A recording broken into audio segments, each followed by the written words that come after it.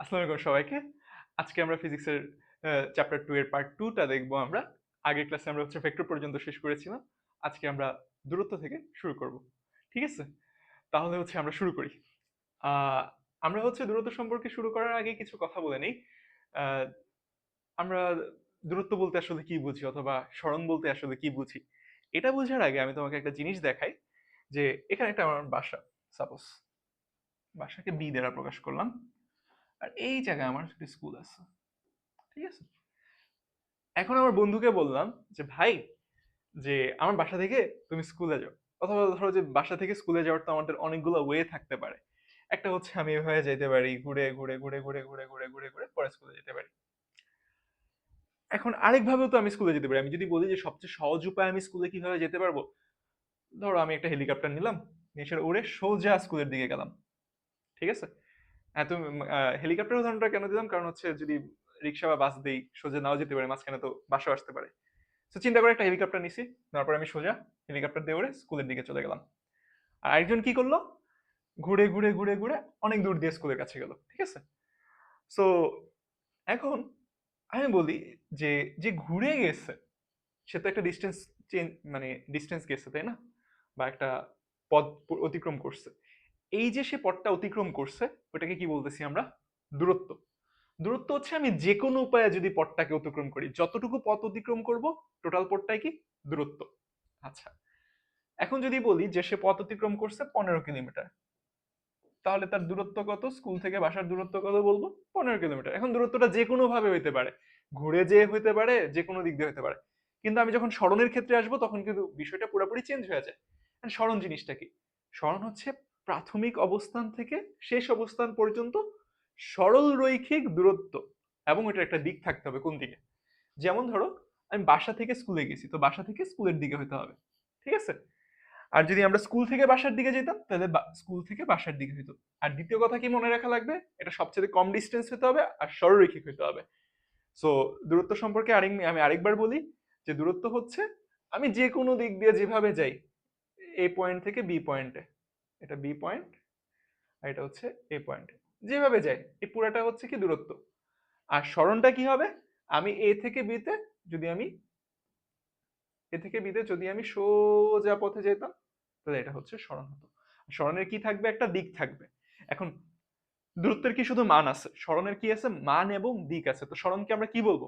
সরণকে আমরা বলবো হচ্ছে ভেক্টর রাশি, আর দূরত্ব হচ্ছে স্কেলার রাশি।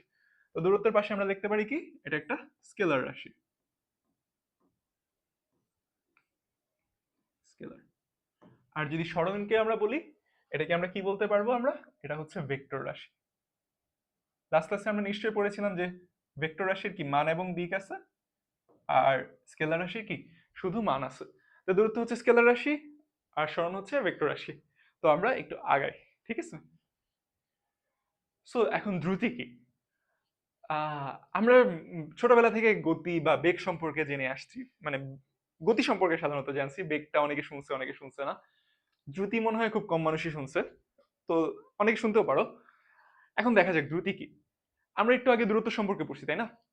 এখন ধরো একটা মানুষ হাঁটতেছে, উম, সে এখান থেকে এখানে যাচ্ছে, ঘুরে ফিরে যাচ্ছে, 15 কিলোমিটার পথ গেছে, তার সময় লাগছে ধরো 1 ঘন্টা। ঠিক আছে? না, ধরো 15 কিলোমিটার পথ যেতে তার লাগছে 5 ঘন্টা সময়। তাহলে এখন যদি আমি বলি যে সে প্রতি ঘন্টায় কতটুকু গেছে, অথবা প্রতি একক সময়ে, ঘন্টা বা একক সময় যেটাই বলো, প্রতি ঘন্টায় সে কতটুকু গেছে, তখন আমরা কি করব? 15 কিলোমিটার যায় 5 ঘন্টায়, বা 5 ঘন্টায় যায় 15 কিলোমিটার, 5 ঘন্টায় যায় 15 কিলোমিটার, তাহলে 1 ঘন্টায় কতটুকু যাবে? 15 ভাগ 5 আমরা এভাবে করতাম, তাহলে কি পাইতাম আমরা? 3 ঘন্টা। ঠিক আছে? আচ্ছা, এখন কি আমার পথটা কি আঁকা বেঁকা হয়েছে না? আঁকা বেঁকা হয়ে কি 3 ঘন্টা পেলাম। এখন যদি আমি বলি যে না ভাই, আরেকজন গেছে সোজা ভাবে। ঠিক আছে? সোজা ভাবে কি সরণ, যেটা তার যেটা সরণ হয়েছে এ থেকে বি পয়েন্টে সোজা ভাবে চলে গেছে। তো সে যদি সোজা ভাবে চলে গেছে, তো সোজা ভাবে যাওয়ার ফলে তার কি হয়েছে? সরণ হয়েছে। তো সরণটা ধরো এইখান থেকে এখানে দূরত্ব হচ্ছে 10 কিলোমিটার। সোজা গেলে 10 কিলোমিটার, আর ঘুরে গেলে হচ্ছে কত কিলোমিটার? ঘুরে গেলে হচ্ছে 15 কিলোমিটার। তো 10 কিলোমিটার সে গেল, 10 কিলোমিটার সে গেল। 5 ঘন্টাই ধরো, সে আস্তে আস্তে গেছে 5 ঘন্টায়, তো সে 1 ঘন্টায় কতটুকু গেছে? 1 ঘন্টায় গেল তোমার হচ্ছে 10/5 সমান সমান 2 কিলোমিটার। সরি, এখানে হচ্ছে আমাদের আওয়ার লেখা, এটা হচ্ছে কিলোমিটার হবে। 3 কিলোমিটার। আচ্ছা, 1 ঘন্টায় গেছে কতটুকু? 3 কিলোমিটার। 1 ঘন্টায় কতটুকু গেছে এখানে? 2 কিলোমিটার। ঠিক আছে, তো এই সরণের ক্ষেত্রে যখন আমি সময় দ্বারা ভাগ করছি, ওইটাকে আমরা বলতেছি হচ্ছে বেগ। আর এখানে যে দূরত্বকে আমি সময় দ্বারা ভাগ করছি, ওটাকে আমরা বলতেছি দ্রুতি। দ্রুতি আর মানে বেগের মধ্যে পার্থক্যটা কি? বেগকে তুমি বলতে পারো হচ্ছে একটা ভেক্টর রাশি, আর হচ্ছে দ্রুতিকে বলতে পারো একটা স্কেলার রাশি। কারণ কি, দ্রুতির কোনো দিক নেই। দ্রুতি যেহেতু দূরত্বের সাথে সম্পর্কিত, দূরত্বেরও দিক নেই, দ্রুতিরও দিক নেই। তো দূরত্বকে সময় দ্বারা ভাগ করলে আমরা কি পাচ্ছি? দ্রুতি। আর যদি সরণকে আমরা যদি হচ্ছে সময় দ্বারা ভাগ করি, তাহলে আমরা কি পাবো? বেগ পাবো। আর সরণ কি? এক পয়েন্ট থেকে আরেক পয়েন্টের সরলরৈখিক সবচেয়ে কম দূরত্ব, এবং হচ্ছে একটা দিক থাকতে হবে। দূরত্বের কোনো দিক নেই, সরণের দিক আছে। নেক্সট যাই তাহলে আমরা। নেক্সট হচ্ছে আমরা ত্বরণ। এখন আমরা হয়তো বাসে যখন উঠছি তখন দেখছি হচ্ছে যে বাসে ওঠার পরে বাসের বেগটা আস্তে আস্তে বাড়তে থাকে, তাই না? প্রথমে তো আমি ধরো যে একসাথে 100 কিলোমিটার পার আওয়ারে চলে না, বাস বাস আস্তে আস্তে আস্তে আস্তে বাড়ায়। তো বেগটা কি আস্তে আস্তে বাড়তেছে না? সাপোজ ধরো প্রথম সেকেন্ডে বাসটা চালু করছে, প্রথম 0তম সেকেন্ডে বাসের বেগ ছিল 0, কোনো আয় নাই। টি ধরি আর এটা ধরি ভি। ভি হচ্ছে বেগ বুঝাইছি, টি হচ্ছে সময়। তারপর ধরো 1 সেকেন্ড, 1 সেকেন্ড পরে বাসের বেগ হয়ে গেছে ধরো 10 মিটার/সেকেন্ড।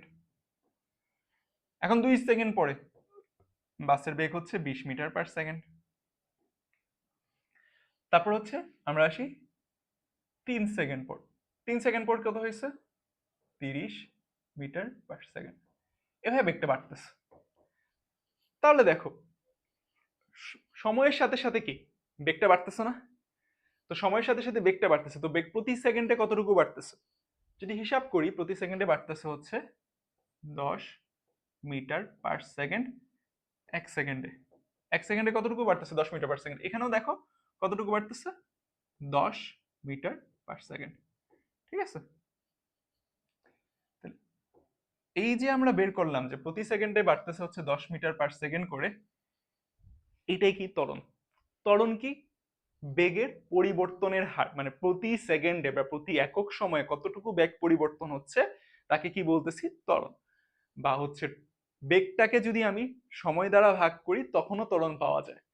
যে আমার ধরো যে প্রথমে ছিল হচ্ছে 0, বেগ ছিল 0, 5 সেকেন্ড পরে বেগ হচ্ছে আমার হয়ে গেছে হচ্ছে 10 মিটার/সেকেন্ড। তাহলে তার এটা ত্বরণ কত? 10কে আমরা 5 দ্বারা ভাগ করব। 10কে আমরা যদি 5 দ্বারা ভাগ করি তাহলে কত পাবো? 2 মিটার/সেকেন্ড স্কয়ার। ঠিক আছে, তাহলে ত্বরণ কি? বেগের পরিবর্তনের হার, মানে প্রতি একক সময়ে যতটুকু বেগ পরিবর্তন হয়। আর একটু আগে বেগ কি পড়ে আসছি? সময়ের সরণের পরিবর্তনের হার, মানে একক সময়ে যে পরিমাণ সরণ পরিবর্তন হয়। আচ্ছা, এখন এখানে স্কয়ার আসছে, আগে কিন্তু বেগের ক্ষেত্রে দেখবা স্কয়ারটা নাই, কিন্তু ত্বরণের ক্ষেত্রে স্কয়ারটা আছে। এখন অনেক জায়গায় জিজ্ঞাসা করবে হচ্ছে বেগের মাত্রা কি আর হচ্ছে ত্বরণের মাত্রা কি। তো হচ্ছে বেগের মাত্রা কি, ত্বরণের মাত্রা কি আমরা একটু বুঝি।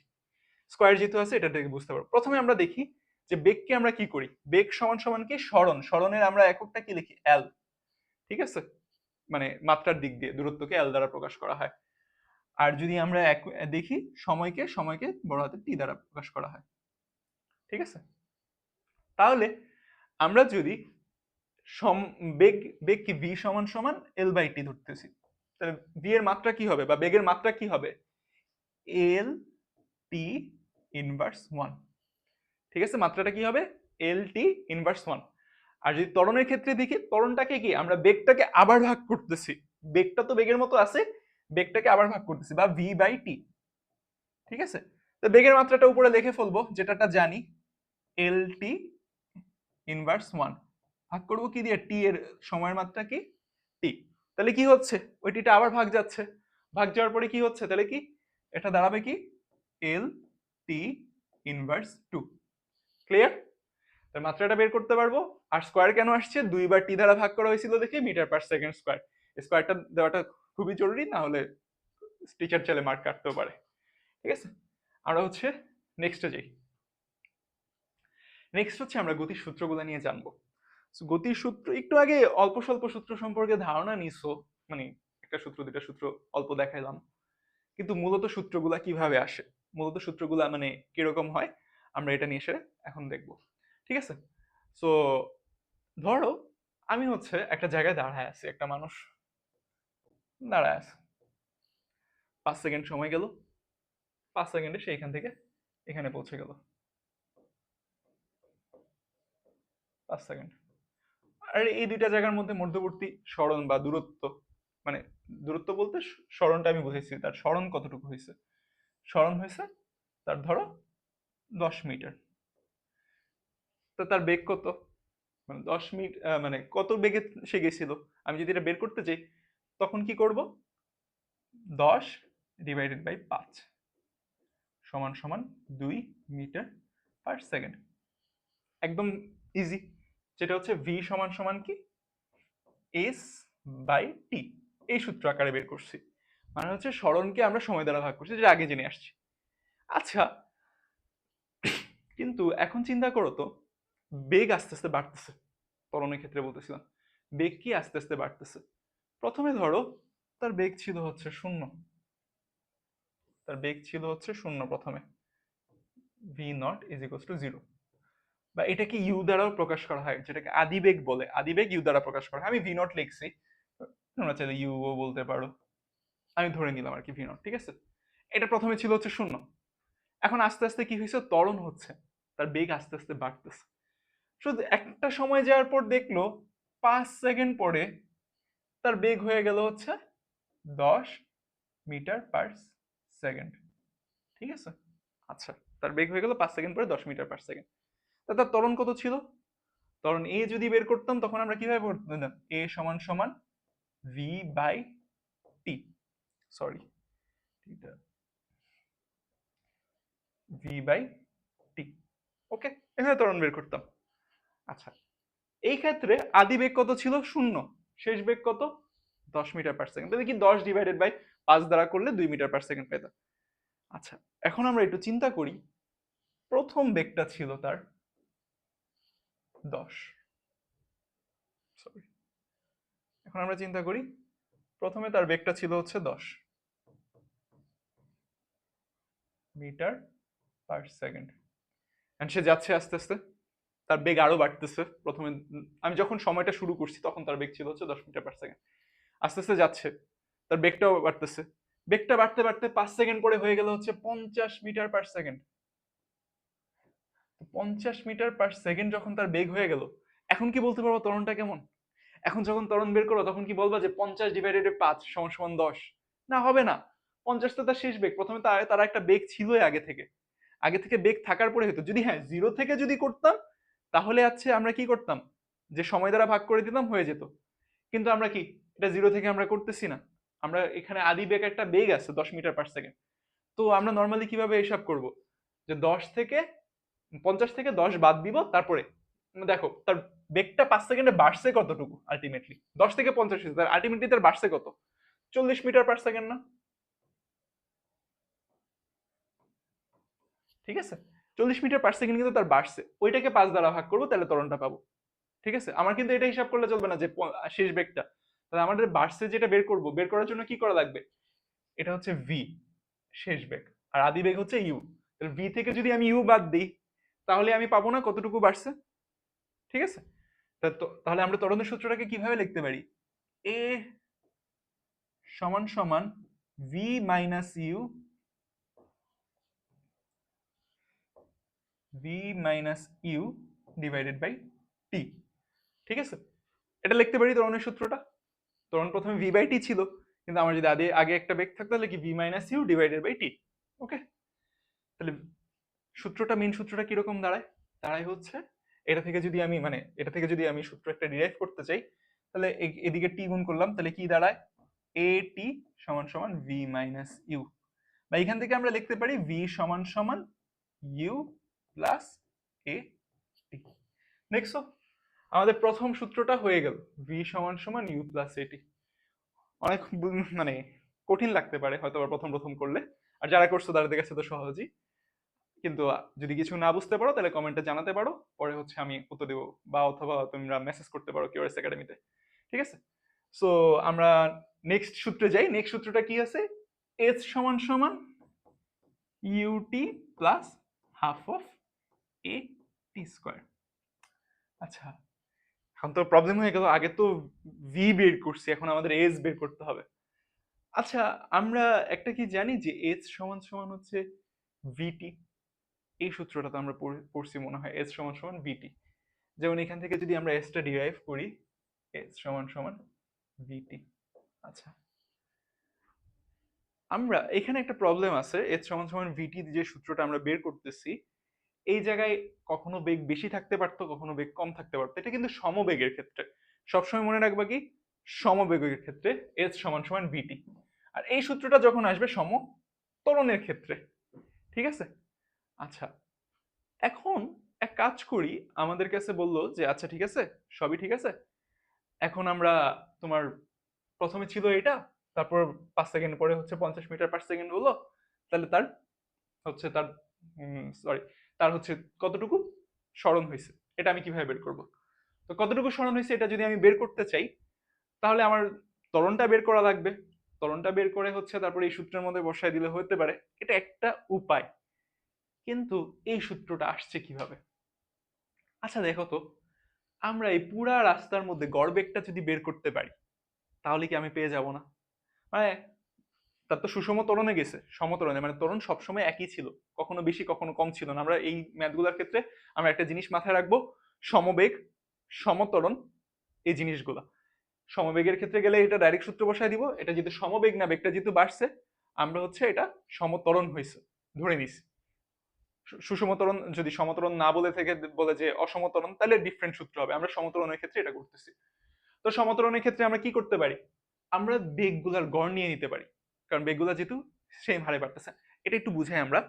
প্রথম সেকেন্ডে ধরো, একতম সেকেন্ডে আমার বেগ ছিল 10, দুইতম সেকেন্ডে আমার বেগ ছিল 20, 3 নাম্বার সেকেন্ডে আমার বেগ ছিল কত, 30, 4 নাম্বার সেকেন্ডে আমার বেগ ছিল 40, 5 নাম্বার সেকেন্ডে আমার বেগ হলো 50। আচ্ছা, তাহলে দেখো তো, 50 আর 10-এর গড় কত? 50 আর 10-এর গড় কত? 30। 20 আর 40-এর গড় কত? 30। তাহলে আলটিমেটলি গড়টা কিন্তু গড় করলেই হয়, প্রথমটা আর শেষেরটা মিলে গড় করলেই প্রত্যেকটা পুরা রাস্তায় সেম বেগে আমি ধরে নিতে পারি। তাই গড়টা কিভাবে করব? আদি বেগ প্লাস শেষ বেগ ডিভাইডেড বাই 2। তাহলে কত? আমরা কি করতে পারি, এস সমান সমান ভিটি না, তাহলে এস সমান সমান V plus U divide by 2 into T করে দিতে পারি, কারণ গড় বেগটা নিয়ে কাজ করতেছি, গড় বেগ ধরে আমরা করে দিতে পারি আদি বেগ প্লাস শেষ বেগ ডিভাইড বাই 2 এই সূত্র অনুসারে। আচ্ছা, এখন আমরা ভি সমান সমান কি জানি? ভি সমান সমান জানি হচ্ছে আমরা U plus A T. V এর সূত্রে, ভি এর জায়গায় এই যে ভি এর সূত্রটা আছে, এটা বসায় দিলাম ভি এর জায়গায়, ইউ তো সাথে আছে আমাদের, ডিভাইডেড বাই 2 ইন্টু টি। এটাকে যদি তুমি মানে শর্ট আউট করো, 2u আসবে। আচ্ছা একটু দেখাই দিই, 2u plus A T divided by 2, এটা যদি ভাগ করো ডাইরেক্ট এই সূত্রটা পেয়ে যাবে। তো বুঝতে পারছো এই সূত্রটা কিভাবে আসছে? আমরা হচ্ছে গড় বেগ নিয়ে এই কাজটা করার পরে এই সূত্রটা ডিরাইভ হয়েছে। আশা করি তোমরা বুঝতে পারছো। আমরা এগুলো নিয়ে কিছুক্ষণ পরে ম্যাথ দেখবো, আপাতত এটা আস্তে আস্তে আমরা বুঝি। আর যদি কোনো কনফিউশন থাকে জানাতে পারো কমেন্টে, পরে আরো সলিউশনের ভিডিও দেখাবো, আরো বিস্তারিত জানানোর ভিডিও দেখাবো। আর কেউ যদি মনে করে যে এটা জানাচ্ছি কেন, আসলে আমরা এগুলা যদি না জানি তাহলে হচ্ছে ফিউচারে বুঝতে পারবো না, যখন কঠিন কঠিন ম্যাথ আসবে তখন মাঝখানে কিভাবে আমি সূত্র ভুলে গেছি, অথবা হ্যাঁ সূত্র অনেকে মুখস্থ করে যেতে পারে, কিন্তু সূত্র কিভাবে অ্যাপ্লাই করতে হয়, কেন এই জায়গায় এটা, ওটা আমরা বুঝবো না। যে কারণে সূত্রের ডেরিভেশন গুলা জানার প্রয়োজন আছে, যাতে তোমরা নিজেরাও সূত্রগুলোকে বানায় ফেলতে পারো, যে আচ্ছা এই সূত্র থেকে ওটা আমি আনতে পারি।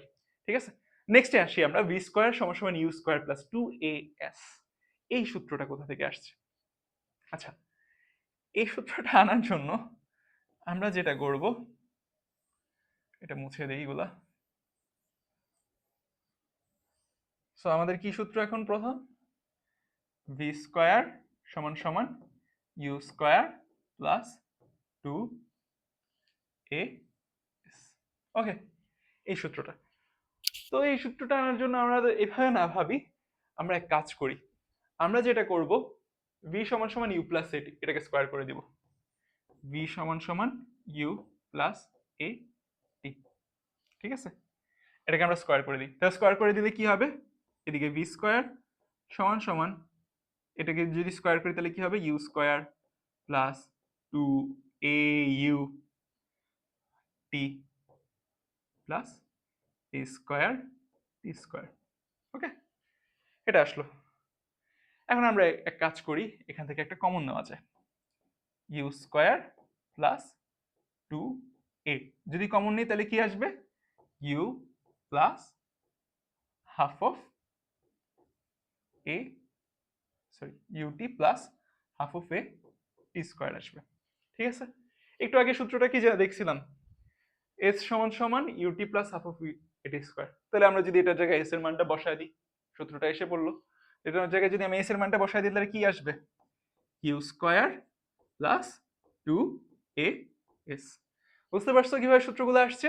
যে একটা সূত্র থেকেই আমরা যে মানে আমরা বেগের সূত্রটা জানলাম, ত্বরণের সূত্রটা জানলাম, ওইটা থেকে সকল দুনিয়ার যত শত সকল সূত্র আছে এগুলো সব এই জায়গা থেকে আসছে, ঠিক আছে? পরে ফিউচারেও যখন তুমি একটু পড়ন্ত বস্তুর সূত্রগুলো দেখবা সব সেমই, জাস্ট ত্বরণের জায়গায় জিটা ইউজ হয়। একটা সূত্রের সাথে প্রত্যেকটা সূত্র হচ্ছে কানেক্টেড, তাই তোমরা যদি ভালো মতন মেইন কনসেপ্টটা ক্লিয়ার থাকে তাহলে বাকি সূত্রগুলো ইজিলি পেরে যাবা।